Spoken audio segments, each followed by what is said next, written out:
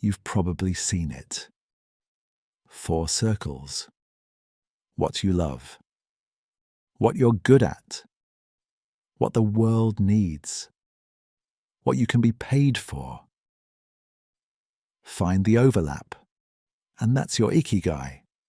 Your reason for being. Your perfect life. Neatly mapped out. There's just one problem. That diagram was never Japanese.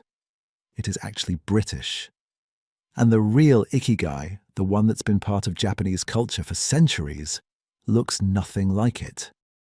In fact, it might be the complete opposite of what you've been told.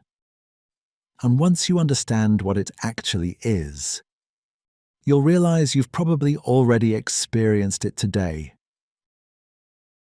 The diagram you know was created by Mark Wynne, a British blogger. In 2014, he combined a Venn diagram about purpose from an American author with the word ikigai and posted it on his personal blog. It went viral. It got picked up by coaches, consultants, TED speakers. It became the diagram. But here's what happened in that translation. Ikigai became about career. About finding your perfect job at the intersection of passion and profit. A framework for productivity dressed up as Eastern wisdom. And that's a very Western idea. The idea that your life has meaning only if your work has meaning. That your reason for being must be profitable. In Japan, that's not what ikigai means at all. Researchers like neuroscientist Ken Yogi describe something much quieter, much more ordinary. Ikigai isn't your dream career. It's the feeling you get when your coffee is exactly right in the morning. When you hear a piece of music that stops you. When someone you love laughs at something you said. Small things. Everyday things. Things that have nothing to do with your professional purpose. The word itself is simple. Iki means life. Gai means worth. Life's worth. Not life's purpose. Life's worth.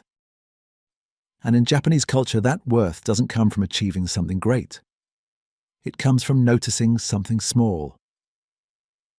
Ken Yogi describes 5 pillars. Starting small, accepting yourself, connecting with others, seeking out small joys, and being in the here and now. Notice what's missing. There's no mention of passion, no mention of career.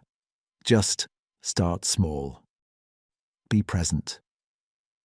Find joy in the ordinary. There's a word for this. Kodawari. A deep commitment to the small details of what you do. The sushi chef who has spent 40 years perfecting one type of rice. Not because it will make him famous, but because the rice matters to him. That's ikigai, not the destination, the attention itself. There's also the concept of moai. A tight circle of friends who share the ordinary moments of life.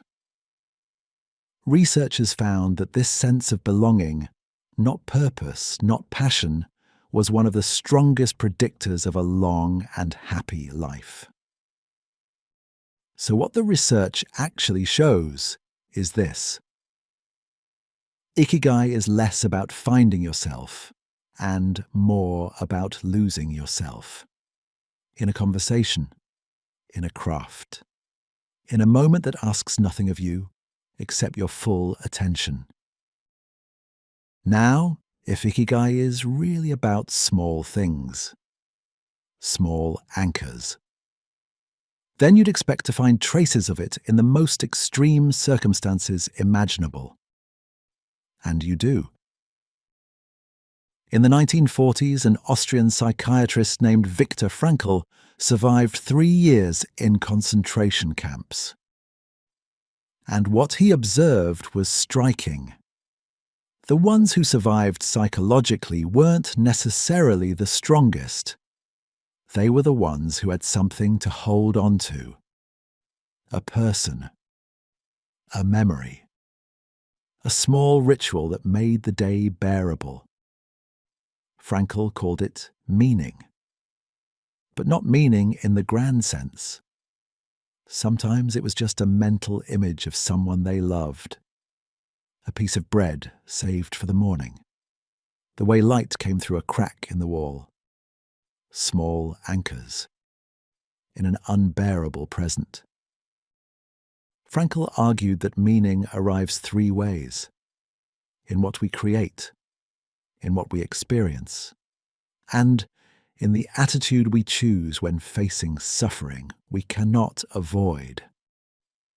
That last one is the quiet one, because it says that meaning doesn't require good circumstances. It doesn't require a dream career. It just requires attention. Which sounds a lot like ikigai. 2 different cultures, 2 different centuries.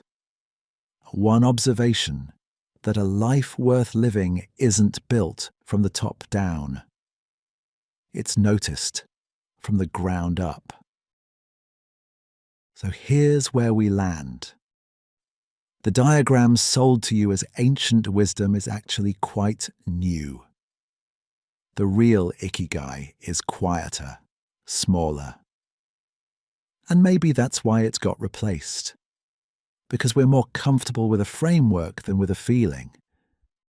More comfortable with a career plan than with a cup of coffee that tastes exactly right. Frankl survived by holding on to small things. The Japanese live longer by paying attention to small things. And somewhere in that overlap there might be something worth noticing. Not a purpose. Not a passion. Just a question. What got you out of bed this morning? Not because you had to, but because something, somewhere, was worth showing up for. You don't need 4 circles to answer that. You just need to pay attention. Most of what we inherit was simplified along the way. This channel goes back and looks at what was left out. New video every week. If that matters to you, subscribe.